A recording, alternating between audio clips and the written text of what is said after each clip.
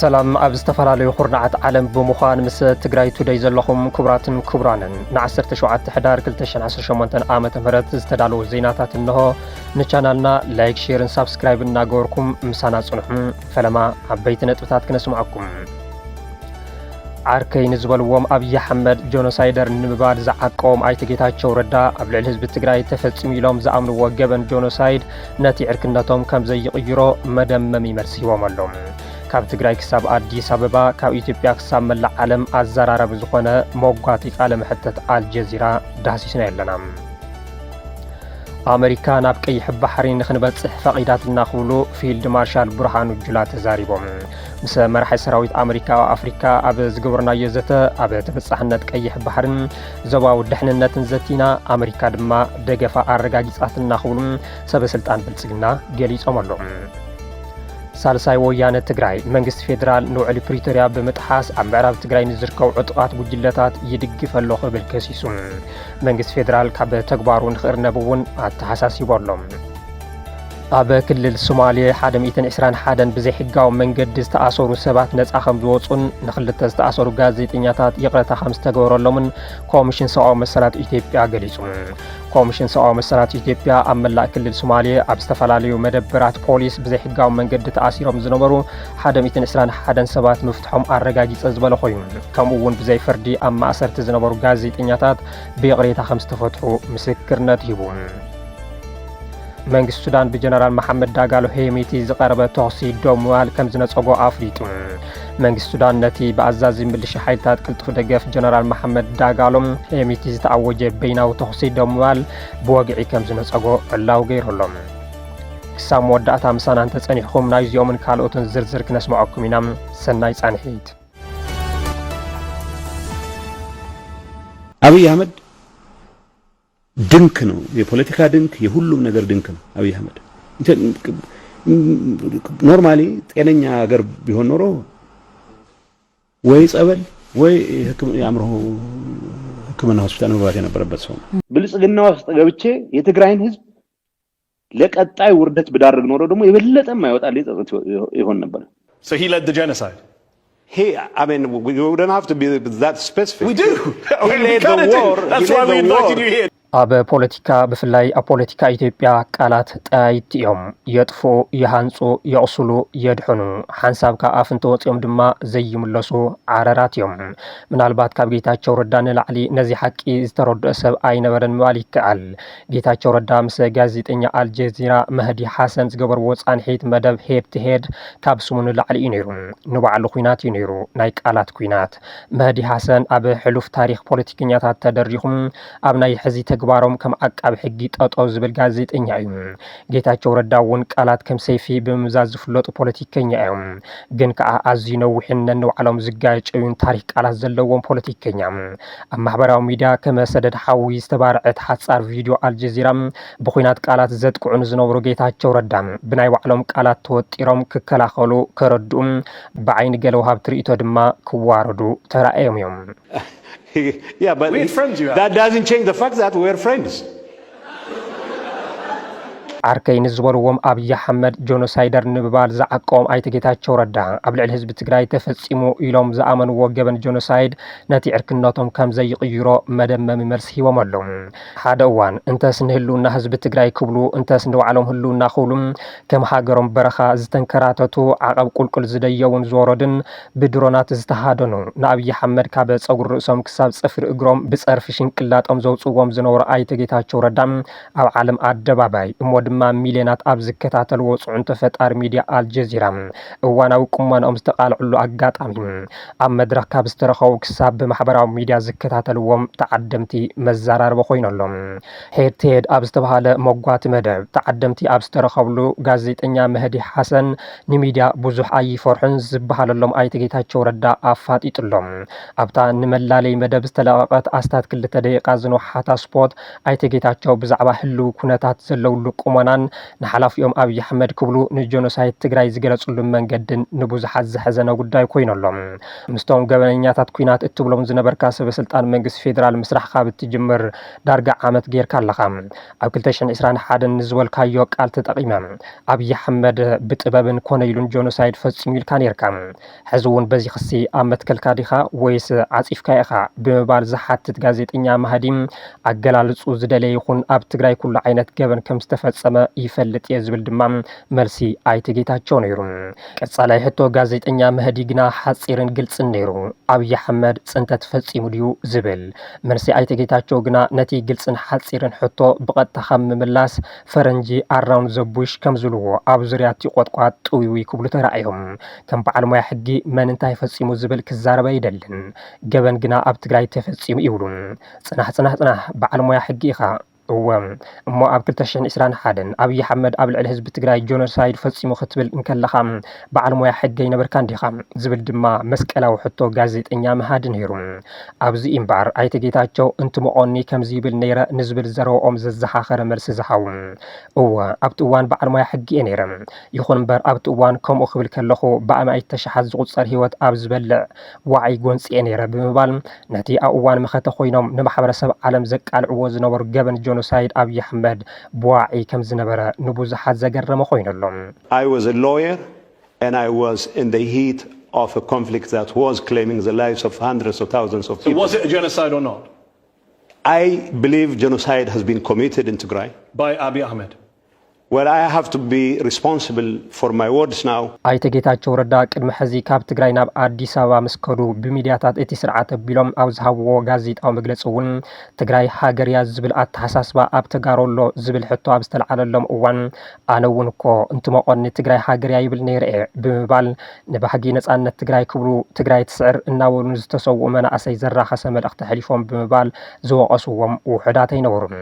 ሕዚ ድማ ደጊሞም ኣሽዑ ኣብይ ጆኖሳይድ ፈጺሙ እዩ ዝበልኩ ኣብ ዋዕ ኩናት ኮይነ እየ ብምባል ነቲ ገበን ክድምስስዎ ፈቲኖም ክብሉ ዝያዳ ይወቕስዎም ኣለዉ።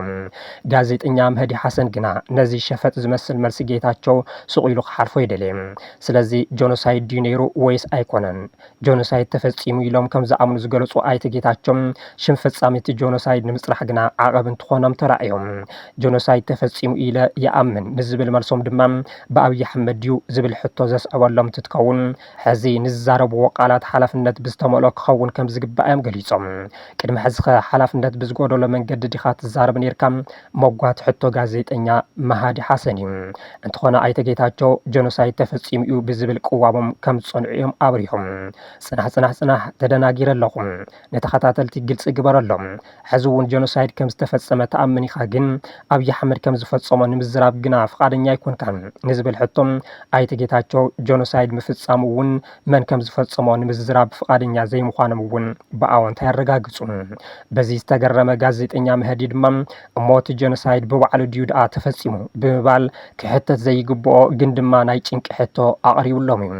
ኣይተ ጌታቸው ብዙሓት ተዋሳእቲ ከም ዝነበርዎ ንምብርሃን ትፍትኑ መሃዲ ኣመንጉ እዩ እሞ ካብኣቶም ሓደ ድዩ ዝብል ሕቶ እንተስዕበሎም ኣይተ ጌታቸው ምዝራብ ክሳብ ዝኣውዮም ብቁጥዐ ኣብ ትግራይ ዝተወልዐ ውግእ ብቐዳማይ ሚኒስትር ኣብይ ኣሕመድ ብባዕሎም ከም ዝተመርሐ ኣሚኖም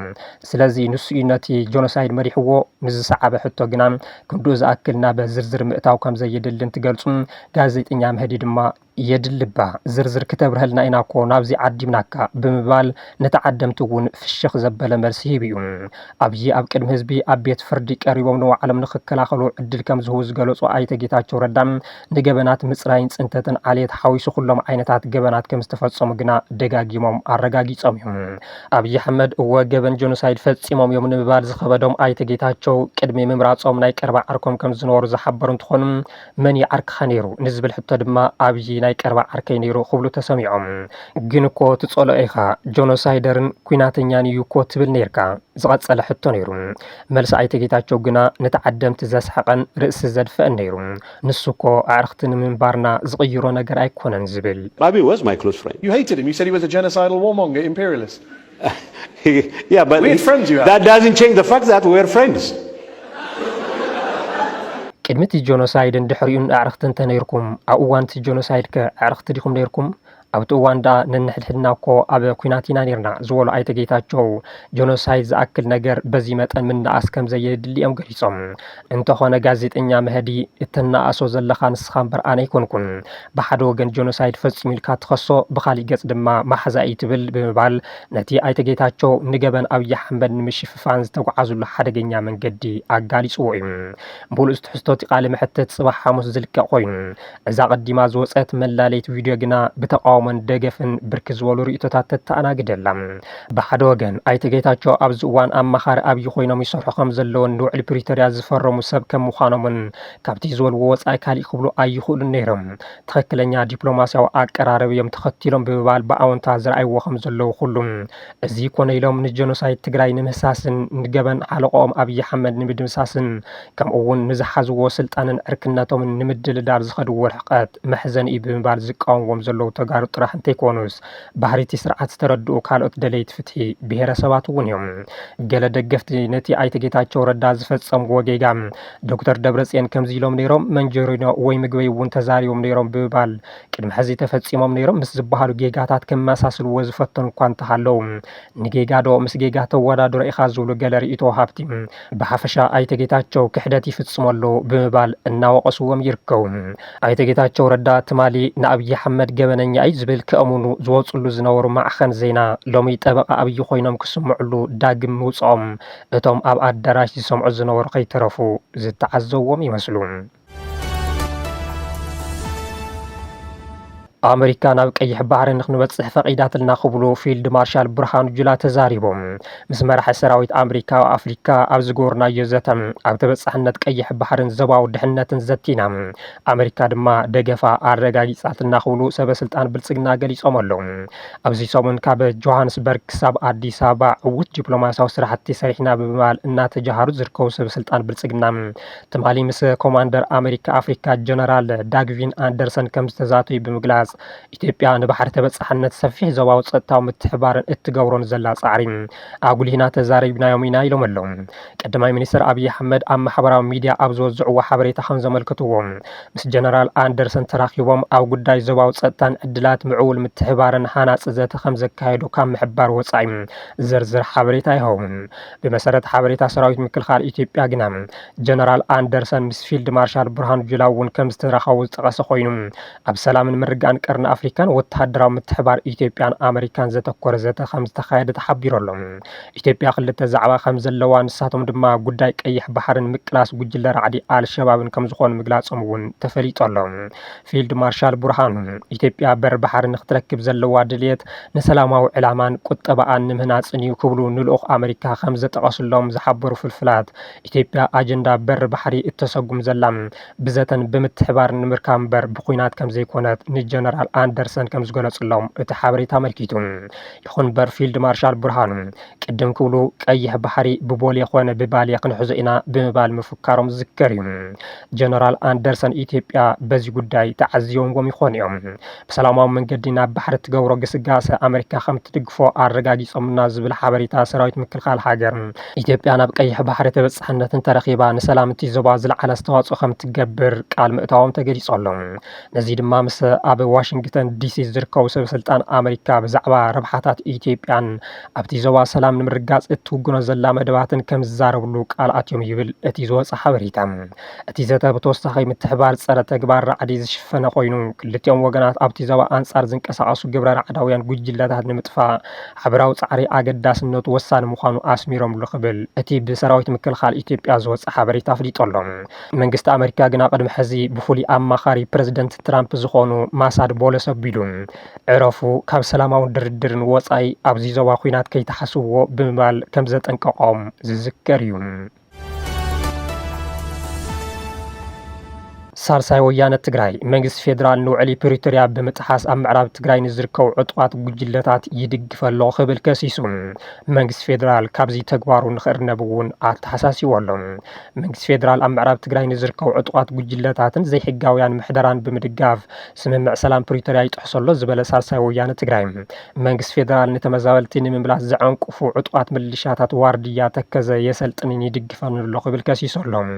እቲ ውድብ ኣብዚ ሰሙን ኣብ ዘውፀ መግለፂ ገለ ጀነራላት ሓይልታት ምክኻል ኢትዮጵያ ንስምምዕ ፕሪቶሪያን ሕገ መንግስትን ብዝጥሕዝ መንገዲ ዝተዋህቦም ስልጣን ይሓልፉ ምህላዎም ገሊጹ ብመሰረት እቲ መግለጺ ዋርድያ ተከዘ ተባሂሉ ዝጽዋዕ ሓይሊ ምስ ማሕበራት ሰራዊት ምክልኻል ሃገር ዝተኣሳሰረ ኮይኑ ኣብ ውሽጢ ዓዲ ዝተመዛወሉን ናብ ሱዳን ዝተሰደዱን ስደተኛታት ናብ መረበቶም ንኸይምለሱ ይቃለስ ምህላው ኣፍሊጡ ኣሎ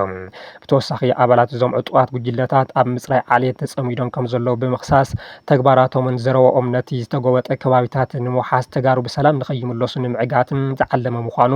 ብንጹር የርኢ ይብል እቲ ውድብ ከምዚኦም ዝበሉ ኣሰራርሓታት ኢትዮጵያ ብውሑስ ብወለንቶምን ብኽብረትን ተመዛበልትን ምምላስ ዘለዋ ኣህጉራዊ ግቡእ ምጥሓስ ከም ዝኾነ እውን ተማጊቱ ኣሎ መንግስቲ ፌደራል ኣወዳድባ ወይ ደገፍ ዘይወግዓ ዕጡቃት ጉጅለታት ብቕልጡፍ ደው ንኸብል ኣብ ምዕራብ ትግራይ ሕጋዊ ምምሕዳር ናብ ንቡር ክምለስ ናይ ወፃኢ ሓይልታት ድማ ክስሕብ ኣብ እዋን ኩናት ዝተመዛወሉ ሚልዮናት ምምላስ ጭቡጥ ስጉምታት ንኽወስድ እውን ኣተሓሳሲቡ ሳልሳይ ወያነ ትግራይ ብተወሳኺ ኣብ መንጎ ተጋሩን ኣምሓሩን ተፃውኦ ንምውላዕ ዝኸዶ ዘሎ ፈተናታት ፖለቲካዊ ተዋሳእቲ ኣምሓራን ሰፊሕ ፖለቲካዊ ማሕበረሰብን ንኽነፅጎ እውን ፀዊዑ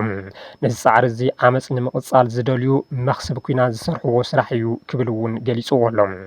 ኣምኒስቲ ኢንተርናሽናልን ሂውማን ራይትስ ዎችን ዝርከብዎም ኣህጉራውያን ትካላት ሰብኣዊ መሰላት ኣብ ልዕሊ ተዋዓልትን ዓለም ለኻውያን መሻርክትን ፀቕጢ ንክገብሩ ኣብቲ ዞባ ዝካየድ ዘሎ ቀጻሊ ግሰት ደው ከብሉን እቲ ውድብ ኣተሓሳሲቡ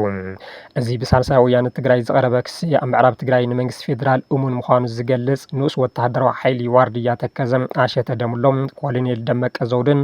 ኣዛዚ ክፍለ ሰራዊት 63 ሰራዊት ምክልኻል ኮሎኔል ጥላሁን ናማጋን ዝርከብዎም ላዕለዎት ሓለፍቲ ኣብ ዝተረኸብዎ ስነ ስርዓት ሰራዊት ምምራቕ ውፅኢው እዩ ማእኸላይ ኮሚቴ ህዝባዊ ወያነ ሓርነት ትግራይ መንግስቲ ፌደራል ኣብ ትግራይን ከባቢኣን ኣህዱታት ብምውዳብን ብምዕጣቕን ንትግራይ ማእኸል ዕግርግር ንምግባር ይሰርሕ ኣሎ ክብል ምኽሳሱ ዝዝከር እዩ እቶም ስጉምትታት ቀጥታዊ ምጥሓስ ስምምዕ ሰላም ብምባል ነቲ ድሕሪ ኩናት ዝተፈጠረ ርጉእ ሃዋህው ሰላም ክዘርጎ ከም ዝኽእል እውን ኣጠንቂቑ እዩ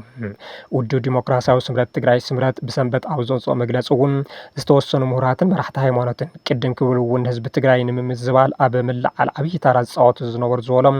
ሕዚ ኣንጻርቲ ሕገ መንግስታዊ ስርዓት ዘረባ ብምዝርጋሕን ዘይሓላፍነታዊ ስጉምትታት ብምውሳድን ንፃዕርታት ሰላም ይዕንቅፉ ከም ዘለዉ ኣጠንቂቑ እዩ